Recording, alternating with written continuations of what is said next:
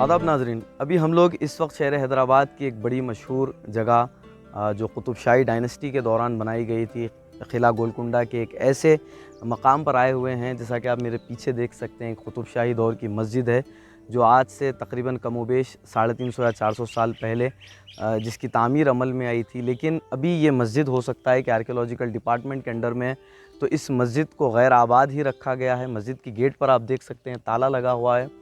कबूतरों के लिए यहाँ पर दाने का अहतमाम कुछ लोग करते हैं। और इस सीधी जानिब अगर आप देखेंगे तो नए किले को गोल्फ कोर्स में तब्दील कर दिया जा चुका है।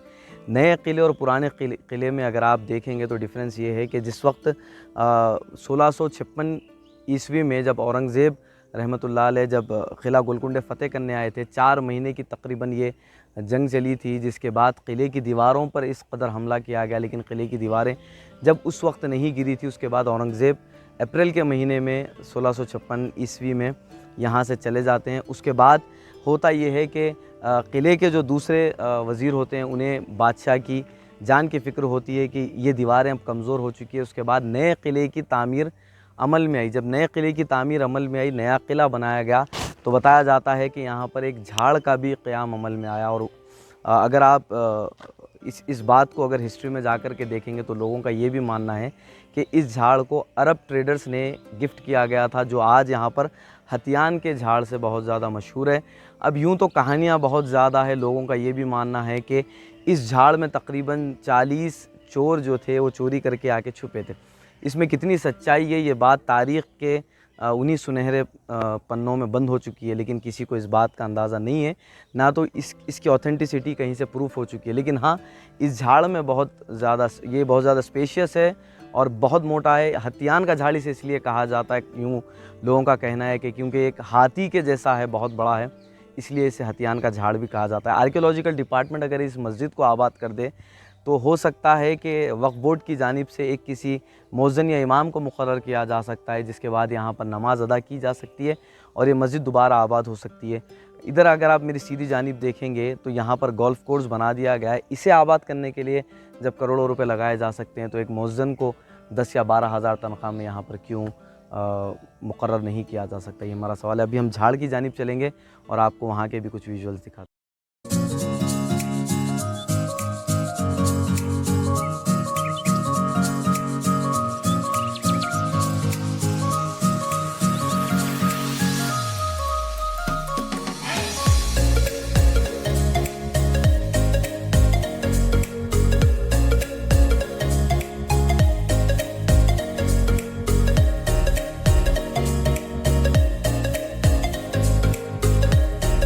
रमेश भी हमारे आपसे कुछ कहना चाहेंगे इस झाड़ के बारे में, और क्या हुआ, क्या मिला यहाँ पर? यहाँ पर एक हथियान झाड़ में गए हम लोग। एक अदनान में बोल के बंदा था, उसको छुड़ा के लेके आओ। देखो बंदा वहाँ बैठा हुआ कई सालों से बनता है।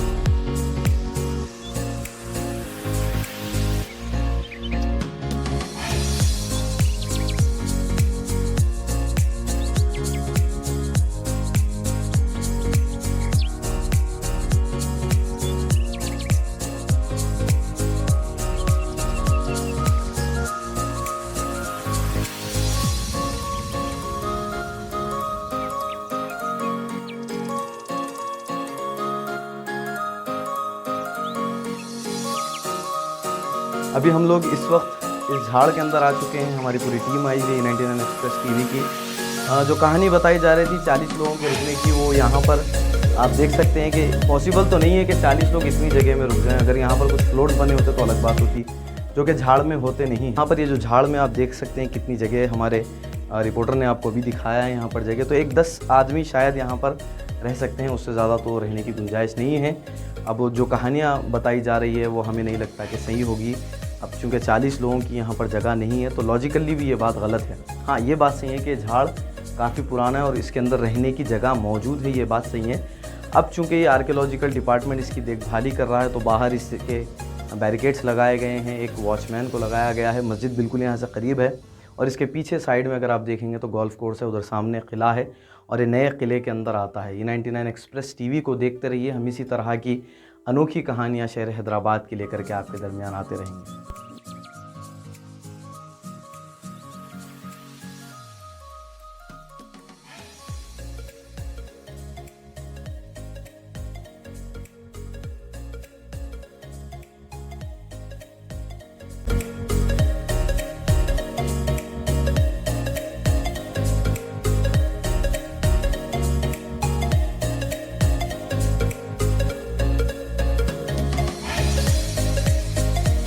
जैसा कि हमने आपको कहा था कि ये झाड़ जो है आर्कियोलॉजिकल डिपार्टमेंट के अंडर में इसलिए आ चुका है, एक तो इसकी तारीख़ है 400 साल पुरानी करीबन कमोबेश, और दूसरी चीज़ इस पर नाम लोगों ने लिख लिए हैं। कुछ आशिकाना मिजाज के लोग हैं जो आते हैं और यहाँ पर झाड़ पर नाम लिख देते थे, जिसकी वजह से इस झाड़ को काफ़ी नुकसान हो रहा था। जिसके बाद इस झाड़ को हदबंदी करके आर्कियोलॉजिकल डिपार्टमेंट ने रख दिया है और ये हदबंदी में है, लेकिन अंदर जाने के लिए रास्ता है। अगर कोई जाना चाहते हैं तो अगर किसी को परमिशन हो तो सिर्फ वही लोग अंदर जा सकते हैं, जिन्हें परमिशन नहीं है वो लोग अंदर नहीं जा सकते। लेकिन हाँ, तफरी के लिए बहुत सारे लोग आते हैं और बहुत सारे लोग अंदर जाते हैं।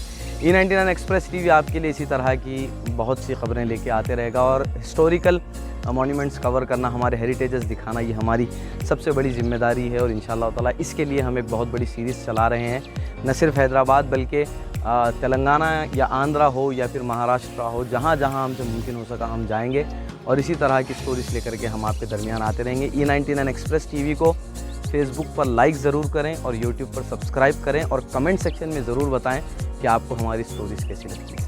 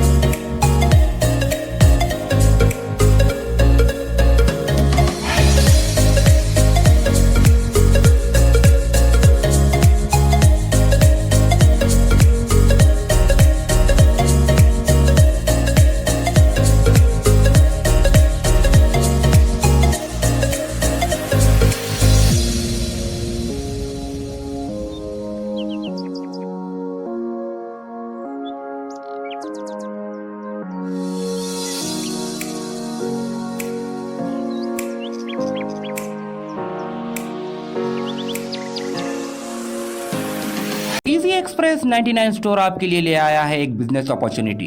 खरीदिए हमारी फ्रेंचाइजी और जुड़िए हिंदुस्तान के सबसे बड़े 99 स्टोर से और कमाइए अच्छा खासा मुनाफा। 1000 से ज्यादा वैरायटीज के साथ इजी एक्सप्रेस 99 स्टोर आपके लिए ले आया है visit and win offer. Visit कीजिए इजी एक्सप्रेस के कोई भी 99 स्टोर पर और आप जीत सकते हैं 10,000 रुपए तक के इनाम। फ्रेंचाइजी और दीगर तफसीलात के लिए स्क्रीन पर दिए गए नंबर्स पर राब्ता पैदा करें या विजिट करें हमारे easy express 99 stores, podium mall, Toli Chowki, MPM mall, Abids, Big Bazaar 4th floor या Gulzar house, old Krishna talkies, SMP tower 2nd floor.